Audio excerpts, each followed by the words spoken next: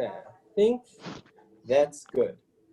Okay, hi everybody. So Gilda, how are you? Good to hear from you always.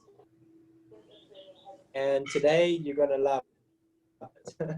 Or you're gonna hate it. I don't know. One of those, because it's almost to talk about GMO, except it's even worse than GMO, it's GMO of human beings. Couldn't believe that. When you see an article saying GMO humans, you gotta ask questions. You got to feel something weird. Now, I'll try to do a little bit of justice to the science behind this, but not a lot, because I'm not a scientist. I'm not a molecular biologist. I don't understand how we can clone and do these things, but we know that it can be done. And I'm just going to be assuming that it can be done. When it comes to CRISPR, I'll go through a little bit, because that's literally what's happening, today in 2020. So I'll try to do a little bit of justice in the science about that. But let's first start off with cloning. Okay, so human beings were created on the sixth day. Unbelievable. It seems to be that, the rabbis suggest that the original human was different to the way that we have humans today. Today, humans are male and female. I know that Michelangelo and others had a suggestion, when they were drawing the Garden of Eden, Adam was a man and not a woman. The Torah does say that something was taken from Adam while he was sleeping and made into Eve, but that doesn't really mean that Adam was a male before.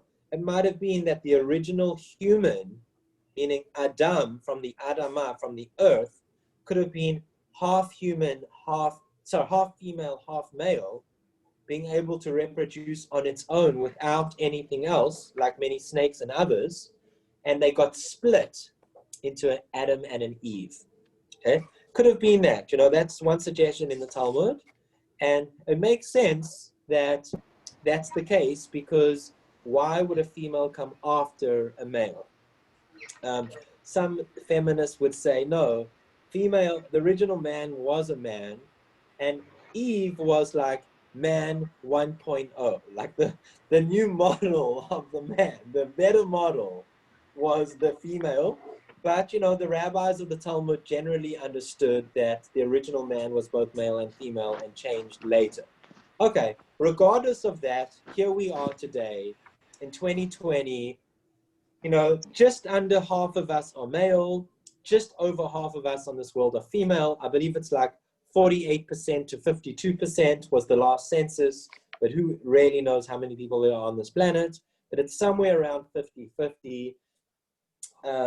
And now a lot of human beings have thought, let's make a lot more humans. Let's clone ourselves, just like we did to that little sheep, that little cow, that little rat. Many things have been cloned into making, many Rabbi Ryans, or many whoever else it is. And that gives a whole lot of ethical issues and different ideas, and genetically modified humans. How could this even exist? Okay.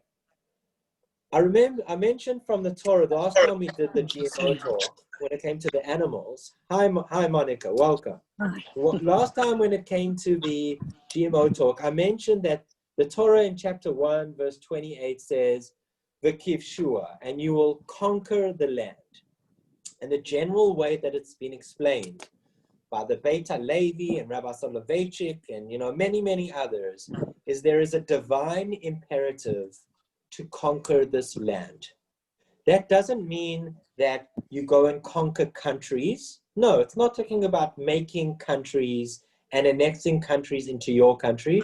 It means go find a ecosystem and make the ecosystem work for you.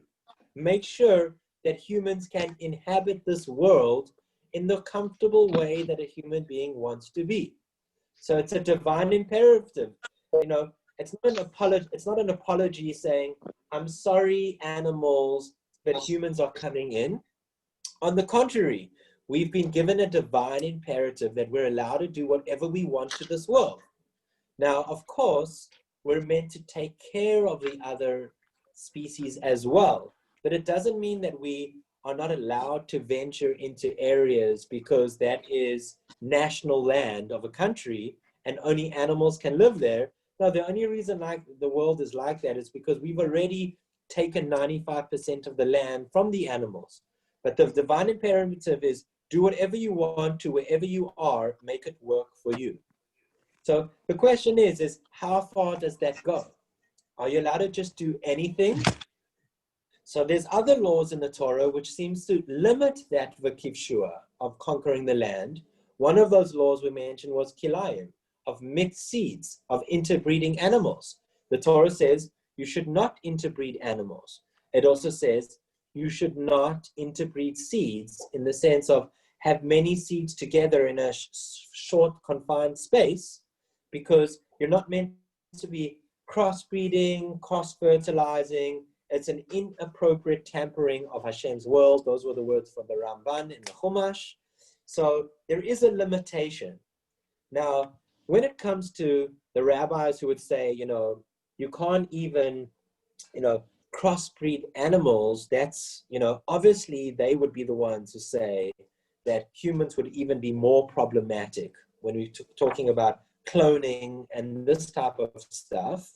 Definitely, what about cloning a human with another animal? Okay, we'll just hold that for a second. Let's just talk about general cloning of a human on a human first. Then we'll go to cross species of humans and other things and all concoctions. Okay. You have big rabbis in Israel who both said that cloning humans should be completely forbidden. It's against the spirit of the Torah. Whether that is a forbiddenness from the Torah itself, or whether that is just against the spirit of the Torah, you have very famous rabbis, among them Rav Elyashiv and the Tzitz Eliezer, who both said that you should not do any cloning whatsoever. I will tell you, there is a comment on the Mishnah in Yadayim, chapter 4, by the Tiferet Yisrael, a very, very famous medieval rabbi. And he says this, I'm quoting you, he says, any activity that we have no reason to prohibit is permitted without having found a reason for its permissibility. So in other words, if you can't say that the default is, if you don't know anything in the Torah, you can't say the default is that it's forbidden. On the contrary, he says, for the Torah doesn't mention everything permitted, but only that which is forbidden. So the default is that it's permitted. You need a scripture to tell you that it's forbidden. Now, there are some theologians who take the opposite approach, and they say everything's forbidden until the Bible allows it. But this particular rabbi, the Tiferet Yisrael, says, assume that it's permitted unless you can show me where it's forbidden. So the question is cloning. Nowhere in the Torah does it talk about this. So you might use that logic and say it should be permitted. But, there are many reasons why you could say that it could be forbidden. Just interesting, before I go into reasons or ethical reasons why it could be forbidden, it's unbelievable that there was a medieval commentary called the Meiri in the 13th century who already had suggested that cloning could be permitted. Unbelievable. How could you have a rabbi from the 13th century assuming that there's such a thing called cloning? He didn't talk about cloning, but what he said is, if you can make creatures asexually, meaning without doing anything which, sexual organ stuff, if you can do it just on principle, if you can do it asexually, it is okay. It's not a problem of sorcery. That section of the Talmud is talking about sorcery, conjuring up things through sorcery. And he says, as long as you lose sorcery, it should be permitted to make creatures asexually. Now, he had no idea that there would be a concept called cloning, but that is the earliest source that we have clearly that a Rishon from the 13th century, the Meiri, has said that theoretically cloning could be okay. Okay, very interesting. A modern doctor, Dr. Fiorino, wrote an article. He's a Jewish man, religious, and he says he's very against this idea that cloning could be permitted not from halachic basis, but from ethical bases. He says, number one, the Talmud says in Nida that there are three partners that create a human being. There is the mother, there is the father, and there is God. And all three come together and make a human being. When you're talking about cloning, when there isn't a father and a mother, that could be a problem against the idea of how human beings are meant to enter into this world with having a father, a mother, and the blessing of God. So that could be like a theological argument of cloning doesn't fit that ideal way of bringing life into the world. What about the family structure? When everybody should start cloning themselves, you're going to be left with a lot of people without a mother, or without a father, or without parents. And he says there's enough of problems in the family structure with divorce and with, sexual preferences and all those types of things. There's enough problems with the family structure.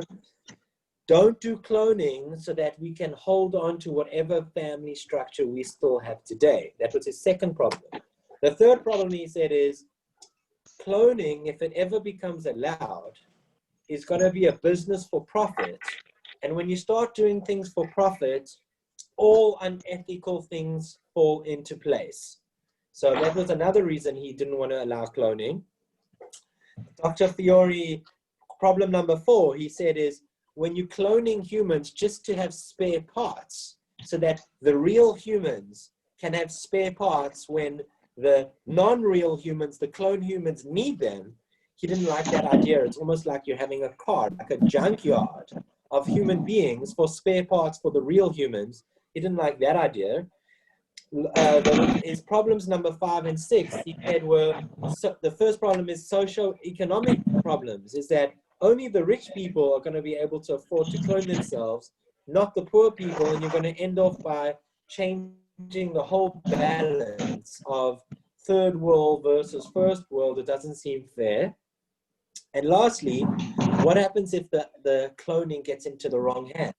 That you start getting like a lot of okay, let me mute everyone. I've just been given that just because there's a little bit of echo there. Okay. Lastly, the last problem Dr. Fiorino has is that, clones can become weapons of mass destruction. If you start getting, a lot of, what was the guy who did the Twin Towers? Osama bin Laden, I think that was his name. Osama bin Laden starts cloning himself into millions and millions of terrorists. That could be very wrong as well. So it's, don't even advance this technology of cloning because it could get into the wrong hands. So that's Dr. Fiorino, based on the Talmud, based on his understanding of Judaism and family structures and throwing money into cloning and, socioeconomic things. He doesn't like the idea of cloning, so he agrees it should be forbidden, like Rav Elyashiv and the Tzitz Eliezer. Comes along rabbis at Yeshiva University, where I studied, among them Rav Moshe Tendler, who was the son-in-law of the very famous Rav Moshe Feinstein, and Rabbi Bleich, who also says this. But Rabbi Tendler was the most vocal. He wrote this in the New York Times. And he said that if a couple came to him who were infertile, they were Holocaust survivors and they couldn't have kids, he would tell them, clone yourselves. Likewise, Rabbi Bleich says cloning should be permitted, in particular for health benefits, like when you have people who need bone marrow. So you can clone bone marrow and give it to people who need clone and help people with leukemia and all sorts of diseases. And this is Hashem's given us the right to heal ourselves. So there's nothing wrong with this type of cloning. So this is a big debate when it comes to cloning. The majority view, I would say, is that it's forbidden completely. But there were modern rabbis, amongst them 2 rabbis that I know, who said that in particular situations, cloning should be not only permitted, but it should be told that you should do it, because why should a family who got their children killed in the Holocaust not have a family after that, if that's what they want? Okay, next question. Is a clone human? Wow, that's a big question. Okay, let me say that again. It takes me a few seconds to even grapple with what the rabbis were thinking. If cloning was permitted, is it human? Or is it just like a humanoid walking around? Now, what difference would that make? Number one, it would make a lot of differences. Things like, well, do you have to parent it? Do you have to care for it? Just like you'd have to care for a child. Can you kill it? Or is it murder? You know, all these types of things are questions that would come up when it comes to cloning. There is a crazy Gemara that only really makes sense. I mean, people are only making sense of it now properly, because it was very difficult to understand this for many generations. But there's a Gemara, and the Gemara, you know, is from anywhere from the 200 CE to 500 CE. I'm not exactly sure when this Rabbi Rava and Rav Zera lived. I think it was probably more around like the 300s, 400s. But Rava says, Rava says, tzaddikim can make worlds. And Rava, this rabbi, his name was Rava, created a human being and sent it to Rabbi Zera. And Rabbi Zera, upon welcoming this humanoid into started to speak to it and noticed that the humanoid couldn't talk. So Rabbi Zera said, well, if he can create the human, then I can create the human to go back into earth. And he said, to dust you shall return, and the thing died and went back to the earth. That's what the Gemara says. So you had one rabbi creating the humanoid, you had the other rabbi killing the humanoid. That is what the Talmud says in Sanhedrin 65b. Now, the question is, does this imply anything about clones? Did Rava clone himself? Was this a clone? Was this like the Golem of Prague? One of those things where Frankenstein, he created a Frankenstein. So there's 2 main opinions about how to understand this Gemara of, is this clone human or not? The one is the Chacham Tzvi, who says, the reason why Reb Zera was allowed to kill this thing is because it wasn't a humanoid. It wasn't human. It was a humanoid. It wasn't human. It was like an animal or something else, but it wasn't human. And the reason why it's not human is because the definition of human, it's got to come from a woman's womb. If it doesn't come from the woman's womb, it ain't human. So on that logic, you would say that a clone is probably not human. Okay, that's one version from the Chacham Tzvi. You have another version, which is the Maharsha, says the reason why the Gemara had to say that he spoke to it and it didn't speak is to tell you that the reason it wasn't human is because it didn't speak. And in the Maharsha's words, speaking or speech is the power of the soul. Now, there's 2 reasons why those views are problematic. Number one is, if you say that a human by definition is only someone who comes from a womb of a woman, what about Adam and Eve? Were they not human? Aren't those the archetypal humans? Isn't Adam called the human that we all come from? So it's a little bit hard to say that something comes only from the womb is human, because what about Adam?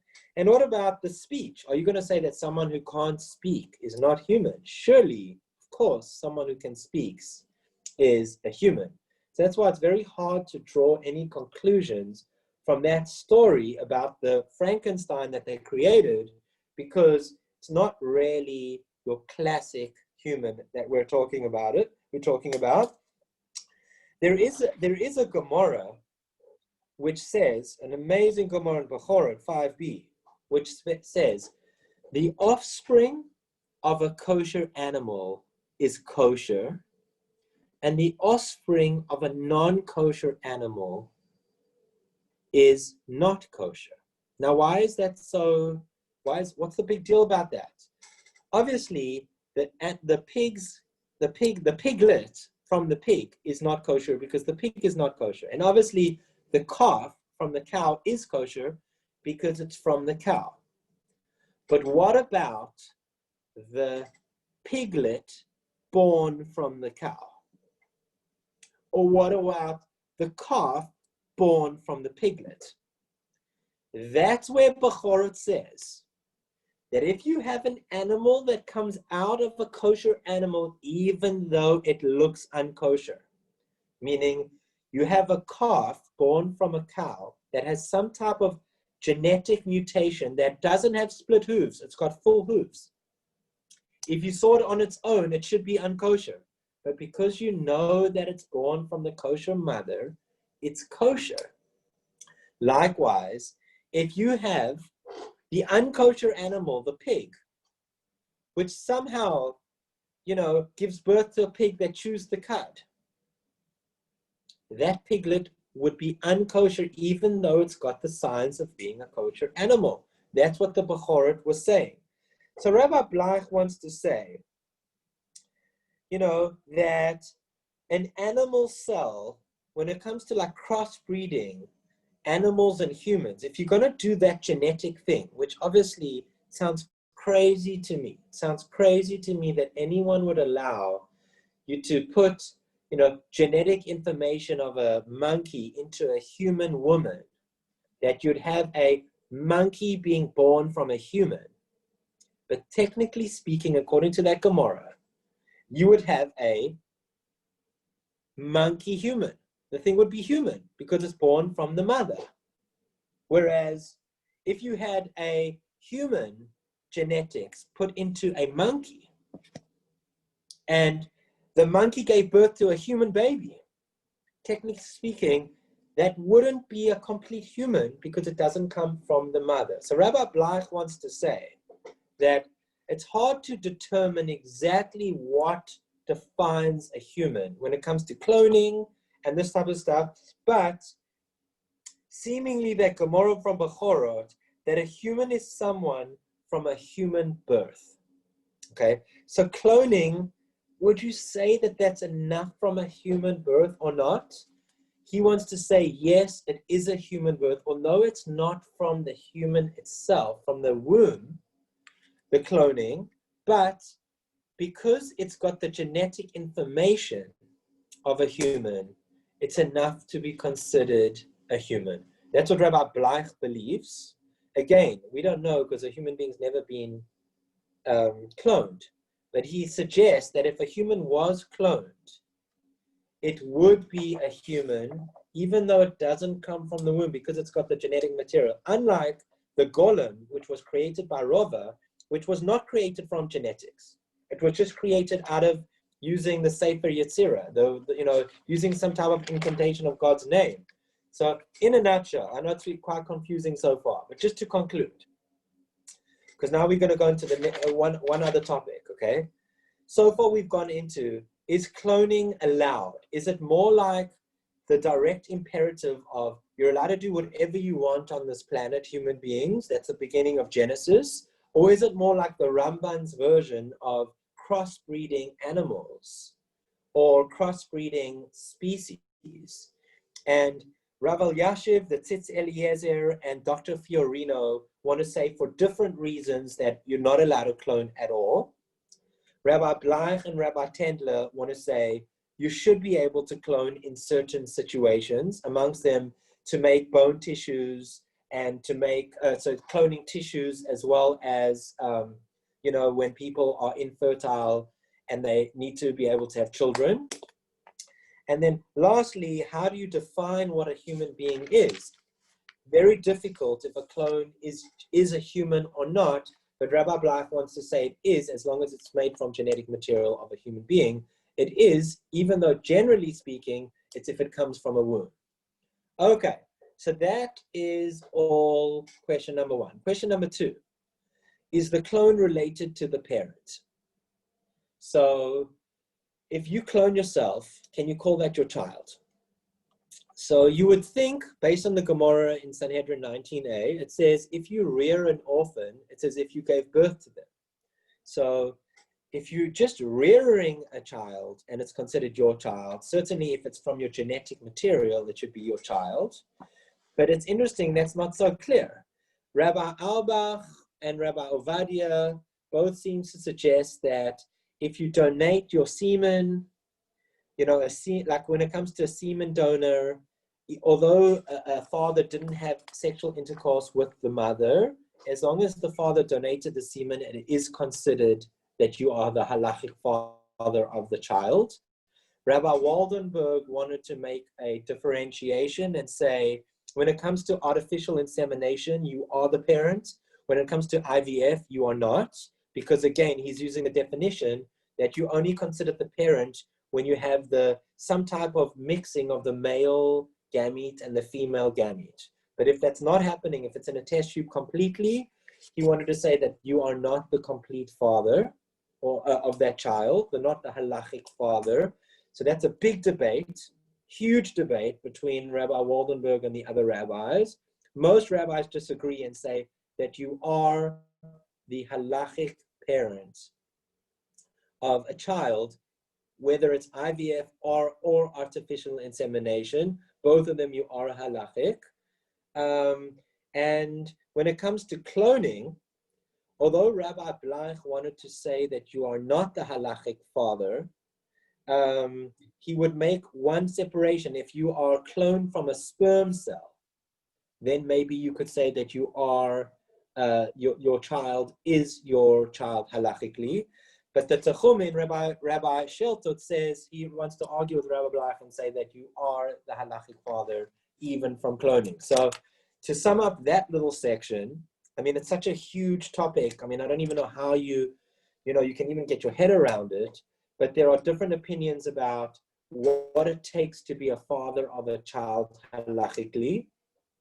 And the most common idea is that IVF as well as artificial insemination does make you you are the biological father, but it also makes you the halachic father of that child. There's a little bit of a debate when it comes to cloning. Rabbi Bleich wants to say, no, you're not the parent of that child. Even though the child is human, you're not the parent of that child. Whereas Rabbi Sheilat and Techumin wants to say you are the parent of the child when it comes to cloning. Okay, so that's also a huge debate about who is the parent of a child when you come to cloning and all that type of stuff. Lastly, and this is the most recent one, is CRISPR. So CRISPR stands for Clustered Regularly Interspaced Short Palindromic Repeats. Okay, I'll try to explain what that means in an easier way. I've heard, doctors talk about it as like a cut and paste tool or a zipper. Imagine human beings have something wrong in their DNA. So we're all made from DNA. It's made out of these 4 little letters, and everything that we do is made up of these DNA. Your eye works the way that it works because it's made out of genes that affect this eye, and those genes are made out of DNA. So what CRISPR does, it's a protein, and they insert this protein into a certain part of your gene, a certain part of a gene or a certain part of your DNA, and it slices it in half. And at the edge where it's being sliced, it either deletes what's there, or it repairs what's there, or what's the last option? It modifies. Where's my notes? Can't find my notes right now, but it modifies. It either modifies, deletes, or inserts. Okay? What that means, just for, the people out there who have no idea what I'm talking about, what this means is that we literally today are at the stage of biology that you can choose the eye color of your children. You might even be able to choose what memory they can have. You might even be able to choose how angry they get. You know, do they get very angry? Do they not get very angry? Because all these things, we don't know the whole genome in terms of what every single gene does to every single thing. We're still at the beginning of learning this. But the stuff that we know, for example, your eye color, there are doctors today in the United States who have practices that you can go to, and they can inject something into your baby inside the mother's womb, and they can literally tell you what type of eye color your baby is going to have. Today in 2020, that is happening right now. Today, a parent is asking a doctor in the United States, I want my daughter to have green eyes, and it is happening. In 9 months, they will have green eyes. That is happening today, ladies and gentlemen, okay? If you want to see how this is happening on a more global section, you should look at Unnatural Selection, the documentary on Netflix. It's all about this. The question is this allowed? So this is not cloning. We're not talking about making new human beings. This is about modifying who you are or who your children are going to be. Now, there are problems about this. You know, this is another thing of, are you playing God? The other problem about this is, are you allowed to choose stuff now that will affect your children? In other words, you know, maybe eyes won't affect your children in their DNA, but there are things that they can do to your child that will affect your children's children's children's children. Are you allowed to make, as a parent now, an ethical decision now that will affect all your generations in the future? Well, you are choosing to have a child, so that will affect, you know, you are part of that change. But can you go to the point of saying, I want my child to be this, this, this, and this, and this, and I want my grandchildren to be that, that, that, and this, and that. That might be an ethical dilemma as well. And the last dilemma is obviously designer babies. That's the expression they use. Or, you know, what is the halachic approach to designer babies, where you're not getting rid of a Tay-Sachs or some type of disease by doing this CRISPR. Rather, you're doing it just to look better, to be taller, to have smaller feet, to have thicker lips, to have more white teeth, you know, for completely designer babies. Is that okay? Is that okay Jewishly? So Rabbi Tendler talks about all these three issues. He's written a few different articles. You might even find him on YouTube. Rabbi Tendler says, playing God. So he believes that we have been given the right to do genetic engineering. So he doesn't feel that there's anything wrong with playing God when it comes to cloning, when it comes to genetic editing. We've been given that directive. We're allowed to heal ourselves. If it means through genetic editing, so be it. He does say, though, that if there is already an existing drug that can heal whichever part we're trying to heal in our bodies without doing genetic editing, it's probably better to do that. But he does admit that that's only because we don't know the risk in genetic editing yet. But in the future, when we do know genetic editing, and it's more simple to do, to get rid of Tay-Sachs, to get rid of sclerosis, to get rid of so many diseases that we have in our DNA that literally we can modify and get rid of forever. We can delete it from this universe. He says it's obvious to him that that's what we should be doing. Okay, so Rabbi Tendler, playing God, God's given this imperative, we should be doing it if it can really work.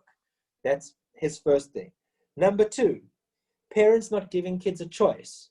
So there's this expression in Talmud, Zachin la'adam shelo b'fanav, which means if for sure you're doing something that you know that the person you're doing it on behalf of will benefit, obviously you're allowed to do it. Like, for example, am I allowed to pick up money for someone else to say, I picked up this 10 Rand for you for charity? Of course you can, because you know that the person's going to want the charity. So you can do things for other people without their permission if it's clear as daylight that it is a benefit to them. So if you're doing genetic engineering to help someone's disease, you know, like Hutchinson's disease, you can get rid of it. Which child would want Hutchinson's disease? So again, Rabbi Tender would say you can do things for your children that might affect your children's children, that none of them will ever have Huntington's disease. Because even though they didn't ask for it, but you can assume that your child would want those genetics in them. Okay. Lastly, lastly, what about designer babies? So designer babies is the most controversial. So Rabbi Hendler says, if it's a thing like changing the eyesight, where we know the gene and there's no health risk involved, he doesn't see a problem.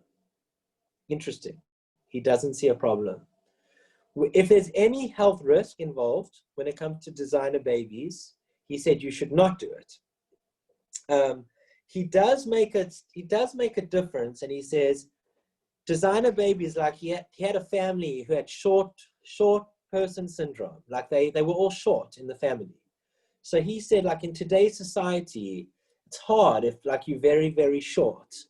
And therefore he said, like to become a little bit taller, he didn't see such a problem as using genetics to become taller if there's not a lot of risk, you know.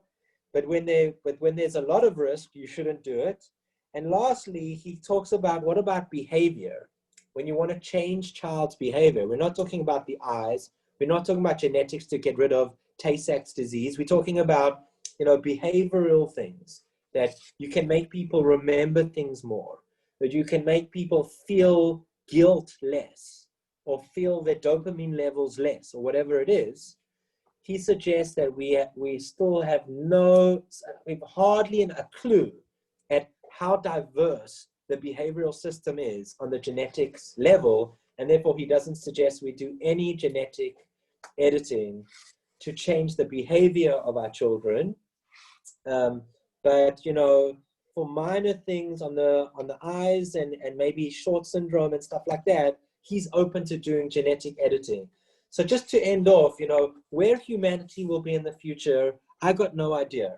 The fact is that people are already changing their colors of their children's eyes legally in the United States.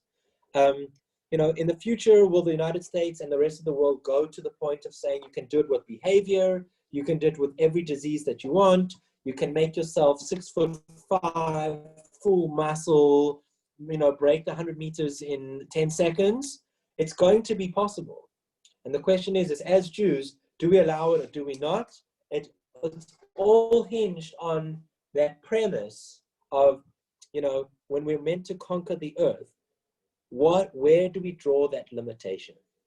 And, you know, the rabbis have said everything from completely to forbidden to permitted, even with designer babies with their eyes. So, you know, we're going to have to decide how it gets used and abused as it becomes more and more prevalent, which it is going to be. So that's why it's such an interesting topic. And, you know, maybe we'll do another one of CRISPR in the future when we know more about what's actually going on a physical plateau of what parents are asking for. Okay, thanks everyone for being here. That is the human being, the clone, the CRISPR. I look forward to seeing what we do with our children. Okay, God bless. Cheers.